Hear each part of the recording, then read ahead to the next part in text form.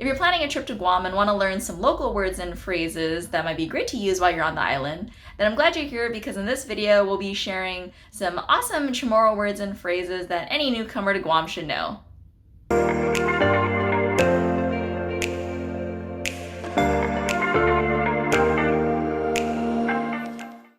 Hi guys, I'm Danielle, or Danny for short, and for this video I'm going to be sharing some easy Chamorro words and phrases that you can use during your time on Guam.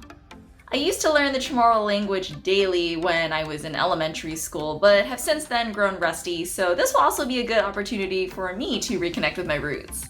On that note, I do want to give a huge thank you to my family members who helped refresh my memory on terms of pronunciation. Thank you, Mom, of course.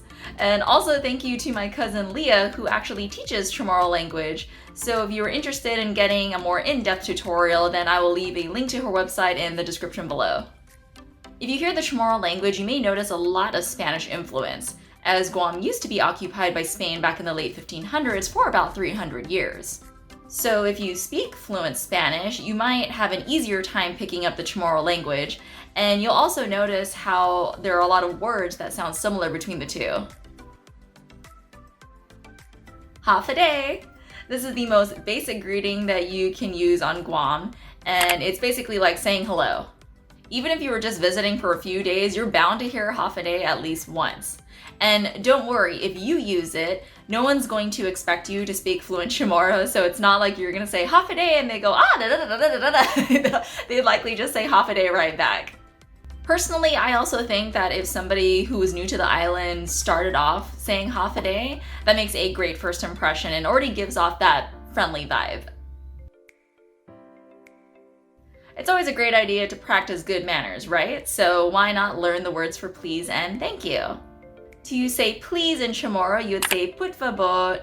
Very easy. Put fabot. Put fabot. To say thank you in Chamorro, you would say si zuus maasi. I've mentioned it in another video of mine, but the Y in the Chamorro alphabet is pronounced like a Z sound, so it's like zuus. I guess you would say closer to like a Z sound, so si zuus maasi. You would definitely use either of these if somebody was offering you help, like giving you directions or offering you food. You would say put fabot. And then of course when you have received the help or the food or the assistance, whatever it was that they gave you, then you would say si zuus maasi. Some basic words here, yes and no. To say yes, you would say Hunggan. Yes, Hunggan. To say no in Chamorro, you would say ahit. Not a hit, because it sounds kind of like that, like a hit, but it's like you're cutting the E short, so ahit. Hunggan, ahit. Guam is definitely known for bonding over food, so you might find yourself in multiple occasions where you're being invited to eat. So we'll go over some terms that apply to this situation. If you ever hear someone say Maila boka, that means come and eat. Maila is for like come. So Maila boka, come and eat. And then another thing you might hear from a local is the word Balutan. And this is kind of like the term for packing up food or take food to go. So you'll constantly hear, especially if you get invited to a fiesta and there's a lot of food left over, they'll say, come Balutan. And that means to pack a to-go plate. And I'm not sure if this is a Chamorro custom or if this was just something that happened in my family only, but out of like respect, you're supposed to refuse twice, like 2 or 3 times.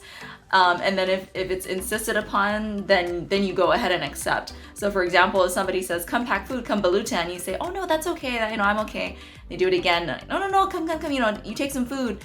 Say, oh, thank you, but I'm actually okay. If they do it a 3rd time, then it's rude if you don't. So even if you aren't hungry, just take it as leftover. It's a kind gesture. So sticking to the topic of food, if you were hungry, the word for hungry is Nalang. If you kind of notice, it's almost like sticking your tongue to the roof of your mouth with the N. So it's not Nalang, it's Nalang, kind of like up in your nose somewhat. That's the only way I can describe the feeling of it. I've heard my mom use this a lot, especially when she was with me and my baby girl. If ever my girl was hungry, my mom would say Nalang. So she'd ask, is she hungry? So hungry, the word for hungry in Chamorro, Nalang. And if you are enjoying your food, a polite way to describe it would be say it's delicious, right? And the word for delicious is mannge. Delicious is mannge, not mungy, but mannge, again, up in the nose. If you are exploring around Guam, you are bound to see a lot of gorgeous sights. It is just a very picturesque island. That's all I can say about it. I mean, if you've watched any of my other videos, I rave about how beautiful Guam is. And a great word to learn for this would be beautiful, right? So whether you're referring to a beautiful person or a beautiful place, the word for that is bonita. Of course, you would have to do a little bit more research to see if there's a gender-specific article you have to use. I probably should have asked my cousin a little bit more about this one. But I know I've heard bonito and bonita. So like bonito would be referring to male, and then bonito would be referring to female. However, I think it's not really specific when it comes to talking about a beautiful place or a beautiful site. You know, if you're going to the beach or if you're going on a hike and the view is very beautiful, I'm pretty sure it's safe to use either. I've just used bonita before. And then my mom told me that if you were trying to say very beautiful, you would say gulf. So gulf bonito or gulf bonita. So I am not exaggerating when I say that Guam is gulf bonita. And as we started this video learning how to say hello and greeting somebody, let's also learn how to say goodbye when you are leaving. And that is adios. Goodbye. Adios. Well, I hope you enjoyed the video. If you did, then please give it a like.